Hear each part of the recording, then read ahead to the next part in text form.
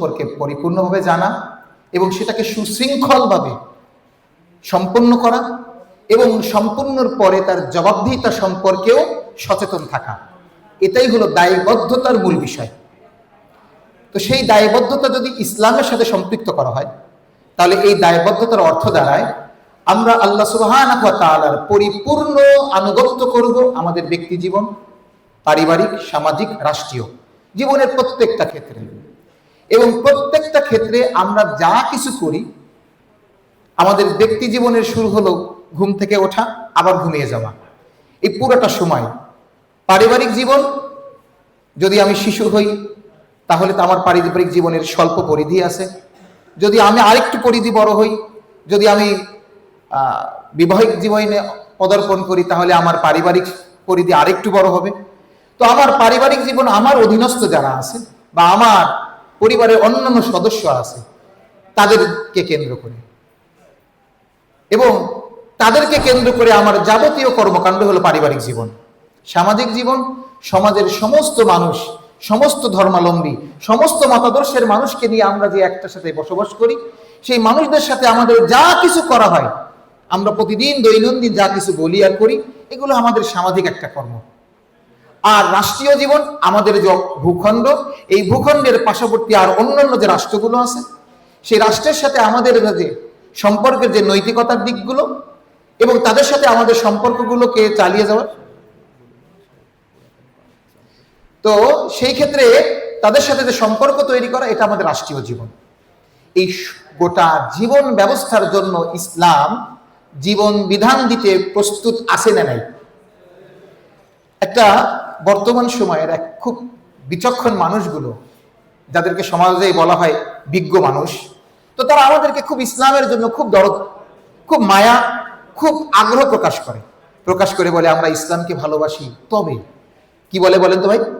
তবে এই দেশটা শুধু মুসলিমের বসবাস নয়, এই দেশে মুসলিমের পাশাপাশি অমুসলিমরা বসবাস করে। তাহলে আমরা যদি এই দেশে ইসলামকে প্রতিষ্ঠা করি, আমরা যদি এই দেশে ইসলামী শরিয়া আইনকে প্রতিষ্ঠা করে নিয়ে আসি, তাহলে এই অমুসলিমগুলো কোথায় যাবে? কি চমৎকার যুক্তি না? কি যুক্তিটা চমৎকার কিনা? তো বলেন তো, এই যুক্তি দিয়ে আসলে সে কি ইসলাম মানতে চাইছে নাকি ইসলাম ছাড়তে চাইছে? একটা ঘোষণা আমাদের শেখ পোড়াখালী পর্যন্ত চলে আসছেন, আলহামদুলিল্লাহ। তো তিনি অল্প সময়ের মধ্যে এখানে চলে আসবেন। আমরা তো সিদ্ধান্তই হলো, যেহেতু আমরা অল্প সময় বাকি আছে মাগরিবের আগে যদি তিনি আলোচনা করেন, তাহলে আলোচনা অল্প শুনবো। এখন কি অল্প শুনবো না মাগরিবের পরে শুনবো? মাগরিব ইনশাআল্লাহ কবুল করেন। তো এখন আমাদের যে স্বাভাবিক একটা চেতনা, এরা খুব সূক্ষ্মভাবে আমাদেরকে বুঝায় যে দেখো, এদেশে তো মুসলিম শুধু বসবাস করে না, অমুসলিমও বসবাস করে, বলে কি বলে না? আমরা দায়বদ্ধতার বিষয়টা আলোচনা করার চেষ্টা করতেছি। অথচ এই ব্যক্তিকে যদি জিজ্ঞাসা করা হয়, ভাই ইসলাম কি পূর্ণাঙ্গ, আপনারা কি বলবেন? ইসলাম পূর্ণাঙ্গ কিনা? আল্লাহ সুবহানাহু ওয়া তাআলা বলেছেন, আমাদের বলার কোনো অপেক্ষা দরকার নাই। কে বলেছেন পূর্ণাঙ্গ? আল্লাহ সুবহানাহু ওয়া তাআলা। আল ইয়াউমা আকমালতু লাকুম দীনাকুম, দিন মুকাম্মাল হয়ে গেছে, পূর্ণাঙ্গ দিন। তো যেই দিন একটা রাষ্ট্রে মুসলিম এবং অমুসলিম উভয় জাতি বসবাস করলে সেই দিনের নীতিমালা প্রণয়ন করতে যে দিন ব্যর্থ হয়, সেই দিন কি পূর্ণাঙ্গ হতে পারে? তাহলে যেই ইসলামের দরদ মাখা নিয়ে যারা আমাদেরকে বুঝায়, যারা খুব ইসলামকে ভালোবাসে, কিন্তু এদেশে তো মুসলিমদের পাশাপাশি অমুসলিমরা বসবাস করে, এই ব্যক্তি কি ইসলাম পূর্ণাঙ্গ এটা মানে? এটা ইসলাম পূর্ণাঙ্গ মানে না, কিন্তু আমাদের সামনে উপস্থাপন করে ইসলাম তারা পূর্ণাঙ্গ মানে। ইসলাম তারা কি মানে? পূর্ণাঙ্গ মানে। আজকে আমরা দিন মানার ক্ষেত্রে দেখেন, আমাদের পূর্বের আলোচক ভাই একটা প্রশ্ন আলোচনা করেছেন, কিছু ভাই, 2-3 ভাই প্রশ্ন করেছেন। তো আমাদের যেহেতু আয়োজন, আমাদের প্রশ্নের উত্তর দেওয়ার দায়িত্ব আমাদের, নাকি ঠিক কিনা? সময় স্বল্পতার কারণে সেই ভাই দিতে না পারলে আমাদের দেওয়া দরকার আছে না নাই? আচ্ছা, আপনাকে যদি প্রশ্ন করা হয়, আপনি একজন মানুষ, যে কোনো একজন কর্মজীবী একজন মানুষ, আপনি আপনার এই কর্মের জায়গা থেকে, আমাদের এই সেমিনারের দায়বদ্ধতা আপনার এই প্রশ্ন থেকে প্রকাশ পায়। কেন বলবো? আপনার এই দায়বদ্ধতা থেকে, আপনি একজন কর্মজীবী একজন মানুষ, আপনি যে মহল্লায় কর্মটা করেন, সেই মহল্লার মসজিদে জামাত হয় জোহরের নামাজ 2:30টায়, কয়টায় হয়? 1:30টায়। কয়টায়? আপনি আপনার কর্মের ব্যস্ততার কারণে জামাতে অংশগ্রহণ করতে পারতেছেন না, নিশ্চয়ই যদি আপনার কর্ম আপনার কাছে গুরুত্বপূর্ণ হয়, আপনি কি করবেন ভাই? জামাত ছেড়ে দিবেন। দিবেন কিনা? কাজটা করতে থাকলেন। ঠিক যদি দেখলেন 3:50 বাজতেছে। কত বাজতেছে? মানে 3:50 জোহরের ওয়াক্ত শেষ হচ্ছে, আপনি 3:40 সময় দেখতেছেন আর মাত্র 10 মিনিট জোহরের ওয়াক্ত আছে। আপনি এখন কি করবেন? আপনি কি আপনার কর্ম, আপনি যে কর্মই করেন না কেন, কর্মকে অব্যাহতভাবে চালিয়ে যাবেন, নাকি আপনি কর্মটাকে এখন বলবেন অনেক অপেক্ষা করেছি, আর সহ্য করা যায় না, আমার নামাজের ওয়াক্ত চলে যায়, আমি এখন নামাজ পড়বো তারপরে কাজ? কি না, তাই না ভাই? কেন করবেন? আপনাকে প্রশ্ন করি, আপনি আপনার এই কাজটা, মূল্যবান দায়িত্বটাকে থামিয়ে দিয়ে কেন নামাজে গেলেন? আপনি জানেন আপনি যে রব্বে করিমের প্রতি বিশ্বাসের ঘোষণা দিয়েছেন, ওই রব্বে করিমের সিদ্ধান্ত হলো দৈনিক ওয়াক্তের মধ্যে 5 ওয়াক্ত সালাত আদায় করতে হবে। এই বুঝের কারণে আপনি গেছেন। কিন্তু আফসোস, ওই একই ব্যক্তিকে যখন বলা হবে আপনি ওই রব্বে করিমের প্রেরিত যে রসুল, সেই রসুল যে আমাদের সামনে যে আকীদা, যে বিশ্বাসকে আমাদের সামনে উপস্থাপন করলেন, সেটা গ্রহণ করেন, তখন আপনি সেই বিশ্বাসের বিপক্ষে আপনি আপনার কর্মকে দাঁড় করায় বলতেছেন, আমি কি এখন এই বিশ্বাস পালন করব, নাকি আমি আর কর্ম করব? কথা কি ঠিক কিনা বল? তার মানে আপনি আপনার ওই কর্মের বিপক্ষে আপনার নামাজ দাঁড়ালে আপনি কর্ম ছেড়ে দিয়ে নামাজ ধরেন, কারণ আপনি নামাজের গুরুত্ব বুঝেছেন। কিন্তু আপনি আপনার বিশ্বাসের বিপক্ষে যদি আপনার কর্ম দাঁড়ায়, আপনি সেই কর্ম ছেড়ে দিয়ে বিশ্বাস গ্রহণ করবেন, এটা বোঝেন নাই। এইটাই হলো আমাদের ব্যর্থতা। আমাদের দাওয়াত অনেক চলতেছে ভাই, অনেক চলতেছে, কর্মের দাওয়াত অসংখ্য অগণিত চলতেছে। আমরা মানুষকে ধরে হাত পা ধরে বলতে, ভাই এই নামাজ পড়ি, ভাই এই কাজ করি, আলহামদুলিল্লাহ, অবশ্যই এগুলো প্রয়োজন আছে, কিন্তু আমরা যে কাজটা করি নাই সেটা হলো এই উম্মার সামনে তাওহীদকে উপস্থাপন করি নাই, আল্লাহর বরত্বকে উপস্থাপন করি নাই, আল্লাহকে উপস্থাপন করি নাই। এজন্য আল্লাহ সুবহানাহু ওয়া তাআলার একটা নামমাত্র থিম মাথার ভিতরে ঢুকাই দিয়ে আমরা দিন পালন করা শুরু করেছি। অথচ মুহাম্মদুর রাসূল সাল্লাল্লাহু আলাইহি ওয়াসাল্লাম তিনি দ্বীনের দাওয়াত যে দিলেন, তার উপরে যে আল্লাহ সুবহানাহু ওয়া তাআলা ধারাক্রমে, পর্যায়ক্রমে, আস্তে আস্তে দীর্ঘ প্রায় 23 বছর যাবত যে কোরআন নাজিল করলেন, তার শুরুর দিনে কি 5 ওয়াক্ত নামাজকে আল্লাহ ফরজ করেছিলেন? মুহাম্মদুর রাসূল সাল্লাল্লাহু আলাইহি ওয়াসাল্লাম তিনি কি আবু বকরকে বলছিলেন, আবু বকর আমি তো নবী হয়েছি, তোমাকে 5 ওয়াক্ত নামাজ পড়তে হবে, রমজানে রোজা রাখতে হবে, তোমাকে তোমার সম্পদের যাকাত দিতে হবে, বাইতুল্লাহ হজ করতে হবে, তুমি কি আমার এই আমলগুলোর প্রতি একমত? রাসূল কি সাল্লাল্লাহু আলাইহি ওয়াসাল্লাম আবু বকরকে এই দাওয়াত দিয়েছিলেন? ভাই কিসের দাওয়াত দিয়েছিলেন? আপনারা একটু বলেন, কিসের দাওয়াত? লা ইলাহা ইল্লাল্লাহ।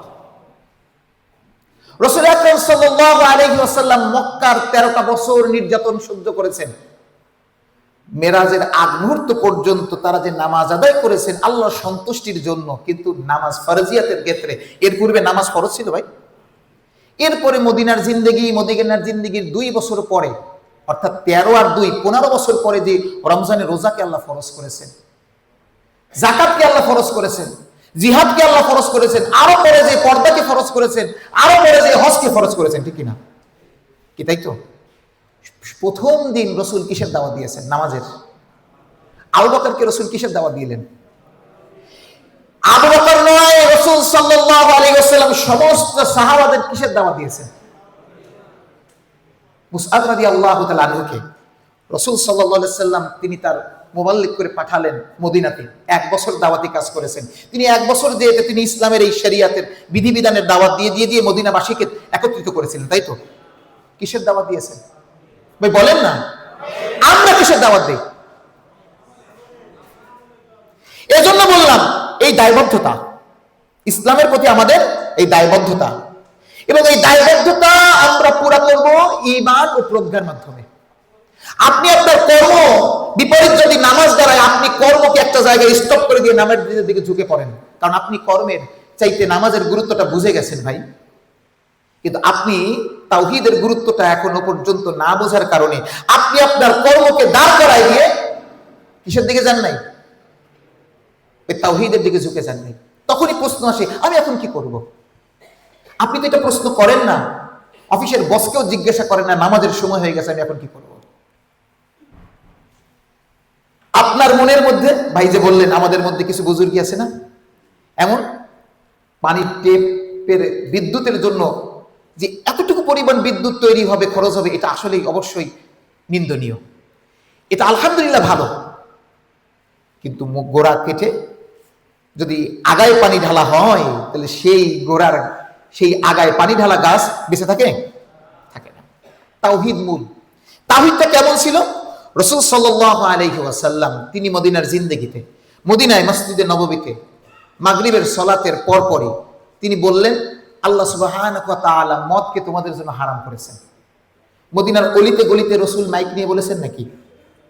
যারা রাসূলকে বিশ্বাস করে, রাসূলের সঙ্গীদেরকেও তারা বিশ্বাস করে, তারা শুধু শুনেছে কান থেকে যে মুহাম্মদুর রাসূল সাল্লাল্লাহু আলাইহি ওয়াসাল্লাম তিনি বলেছেন আল্লাহ সুবহানাহু ওয়া তাআলা মদকে হারাম করে দিয়েছেন। একজন ব্যক্তি মদ খাচ্ছে, গ্লাসের মধ্যে ঢেলেছে, এক প্যাক খেয়েই নেই। ছিল এরকম ঘটনা হয়ে ঘটেছে? আপনারা আমার থেকে অনেক ভালো জানেন এই বিষয়ের ইতিহাসটা আরো বেশি ভালো জানেন আপনারা। যদি আপনাদের এখানে দাঁড় করাই, এই ইতিহাস আপনারা আরো সুন্দর করে বলতে পারবেন। কিন্তু প্রশ্ন হলো ভাই, ওই সাহাবী যে মদের গ্লাসটা হাতে নিয়েছিলেন তিনি কি খেয়েছিলেন? কেন খান নাই? কেন খান নাই? আল্লাহ সুবহানাহু ওয়া তাআলা কি করেছেন? হারাম করেছেন। একজন ব্যক্তি মুখের মধ্যে মদ নিয়েছে, এখনো গেলে নাই, তার মুখের মধ্যে মদ, শুনি কানে আসছে যে মদ হারাম, তিনি কি গিলেছিলেন? কেন গিলেন নাই? কথা বলেন। আল্লাহ হারাম করেছেন, তাই তো? একজন ব্যক্তি তিনি তার পুরা পুঁজিকে ব্যবসায় লাগাইছেন, সিরিয়া থেকে মদ নিয়ে আসতেছেন উঠে বোঝাই করে, মদিনার একেবারে দ্বার প্রান্তে আসছেন, এর মধ্যে শুনতে পেলেন মদ হারাম, তিনি কি করেছেন? তার পুরা পুঁজি লাগাইছেন, এক চালান তো বেছে নেই, তারপরে চালানটা ঠিক করে নেব, কি তাই তো? অনেক কিয়াস করা যেতে পারে, অনেক যুক্তি দেওয়া যেতে পারে, কারণ আমি প্রথম যে চালানটা নিয়ে আসছিলাম ওই সময় তো হালালই ছিল। কত যুক্তি অজুহাত পেশ করা যেতে পারতো কিনা? শুনলেন যে শুধু মদ হারাম না, মদ ব্যবহার করার যে লোটা আছে, পাত্র আছে, ওটাও হারাম, ওটাও ব্যবহার অযোগ্য। তিনি কি করলেন? পাত্রগুলোও পিটায় ভাঙলেন। এই সব কিছু করেছিলেন কোন বুনিয়াদে? বলেন না ভাইজান? তাওহীদ, দাওয়াত, লা ইলাহা ইল্লাল্লাহ।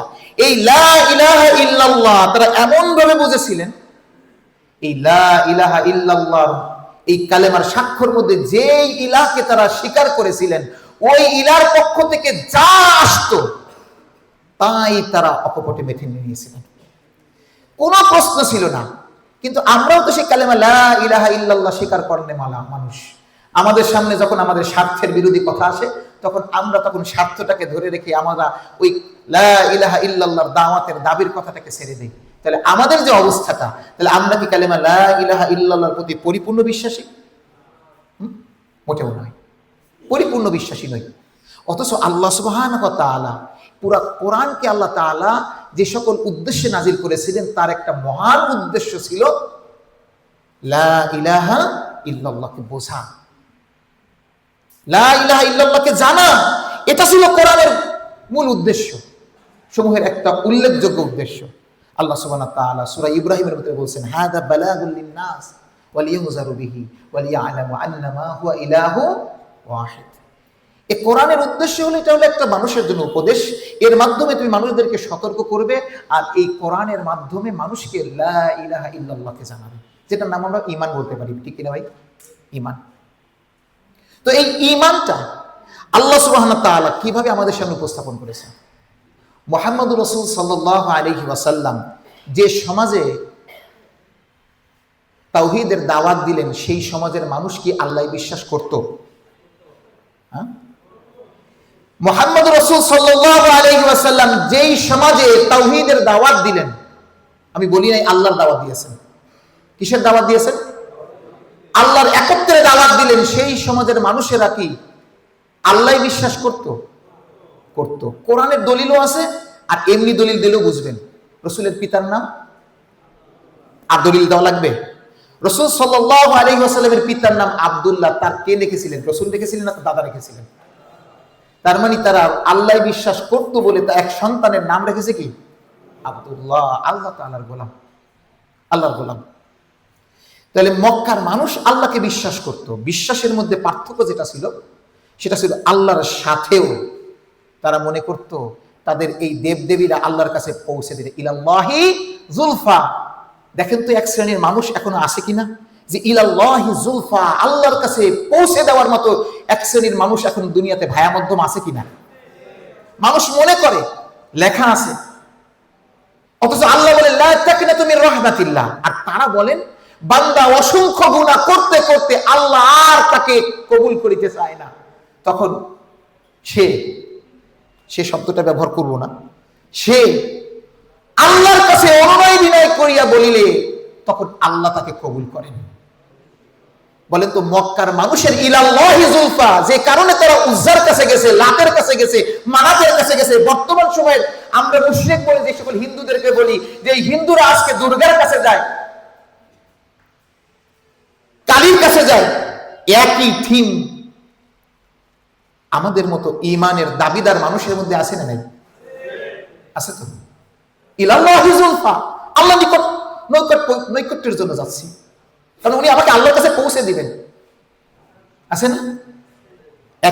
একই থিম কিনা? একই থিম, একই রকমের চরিত্র। মক্কার মুশরিকদের মধ্যে আল্লাহ বিশ্বাস ছিল, কিন্তু ওরা বিশ্বাস করত লাত মানাত যেমন আছে, আবার আমরাই আমাদের এই সামাজিক ইউনিটির সিদ্ধান্ত আমরা নেব, এজন্য দারুন নাদওয়া ছিল। আমাদেরও এরকম দারুন নাদওয়া আছে না নেই? আছে না? সেটা নাম যেটা হোক, কাম একই রকম কিনা? ঠিক না? একই কথা। ফেরাউনের কোনো নাম হয় না, ফেরাউনের চরিত্র হয়। বললেন কে বলছে? রাসূল সাল্লাল্লাহু আলাইহি ওয়াসাল্লাম বলছেন, বলছে আমার উম্মতের ফেরাউন হলো আবু জাহেল। তাহলে বলেন তো ফেরাউনের কোনো নাম হয় নাকি ফেরাউনি চরিত্র হয়? যদি আবু জাহেল, তো নাম তো আবু জাহেল, ফেরাউন কি করে? তো ফেরাউন না, ফেরাউনের চরিত্রের মধ্যে আছে।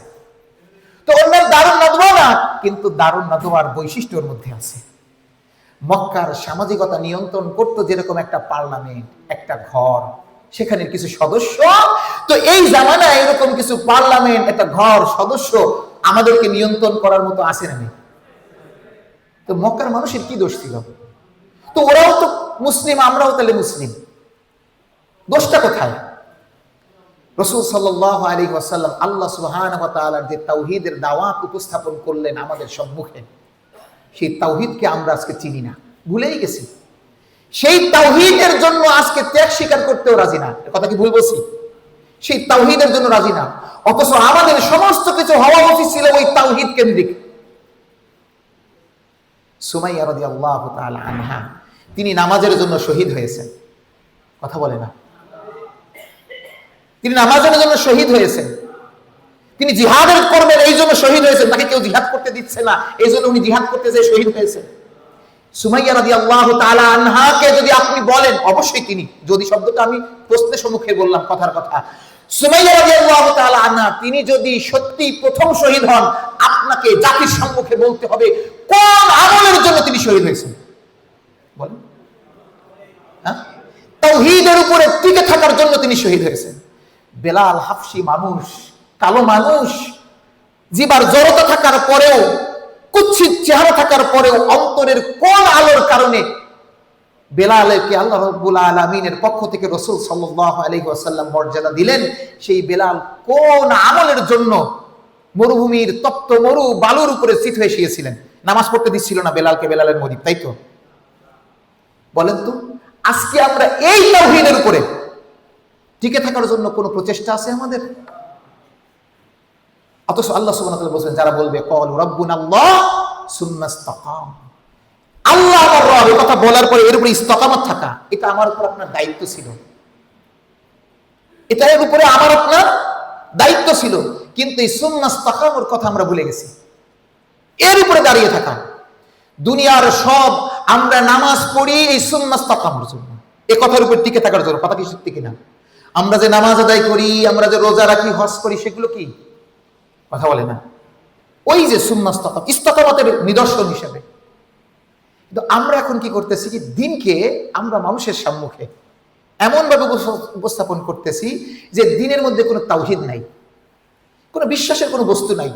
একজন ব্যক্তি যা ইচ্ছা তাই বিশ্বাস করতে পারে, কিন্তু সেই ব্যক্তির ব্যাপারে আমাদের কোনো মাথা ঘামানো নেই।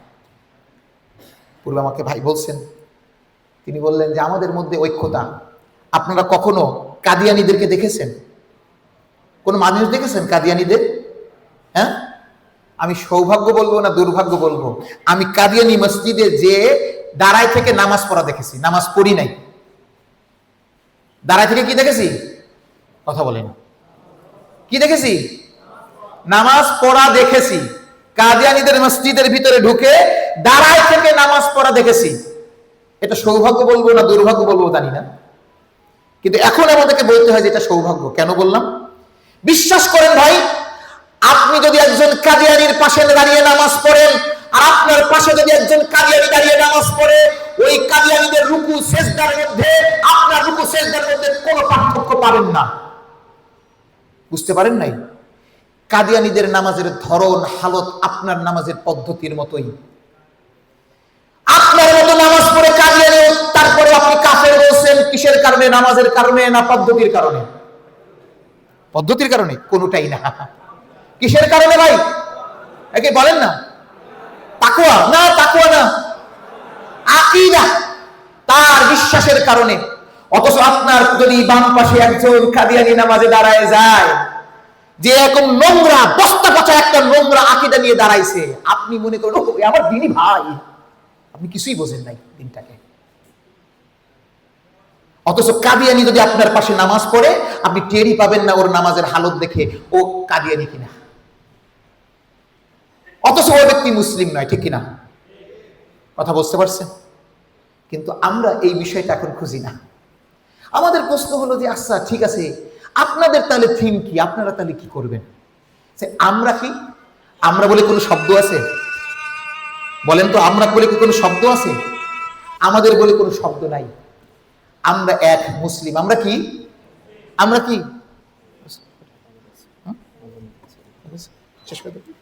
আমরা হলাম মুসলিম। আমাদের এক পরিচয়, আমরা কি? মুসলিম। এজন্য আমাদের কর্মপদ্ধতি কি, এটা নিয়ে অনেকেই সবাই বলবে আপনাদের কাজ কি? তো আপনাদের কাজ, আমাদের কাজ হলো মৌলিক তিনটা। কয়টা ভাই? কয়টা? এই তিনটা কাজ হচ্ছে শুনে রাখেন।